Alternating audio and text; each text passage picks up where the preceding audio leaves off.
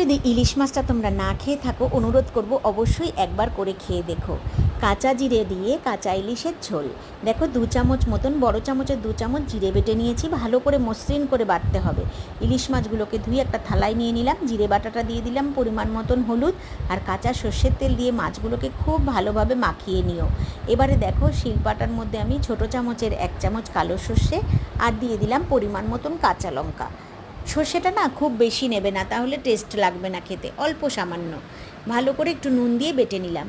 কড়াইয়ের মধ্যে 1 চামচ সর্ষের তেল দিয়ে কালো জিরে আর জিরে ফোড়ন দিয়ে দিলাম, সর্ষে বাটাটা দিয়ে একটু হলুদ, সামান্য একটু চিনি আর একটু বাটি ধোয়া জল দিয়ে খুব ভালো করে কষিয়ে নেব সর্ষে বাটাটাকে। তারপরে মাখিয়ে রাখা মাছগুলোকে সাজিয়ে দেব।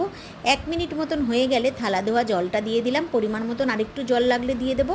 আর কিছু কাঁচা লঙ্কা দিয়ে ঢাকা দিয়ে ফুটতে দেবো। কিছুক্ষণ পরে ঢাকনা খুলে নুন দিয়ে দিলাম, আগে আমি নুন ইউজ করিনি, দিয়ে ওপর থেকে কাঁচা সর্ষের তেল ছড়িয়ে দিয়ে কিছুক্ষণ ফুটিয়ে নিয়ে নামিয়ে নেব কাঁচা জিরে দিয়ে কাঁচা ইলিশের ঝোল।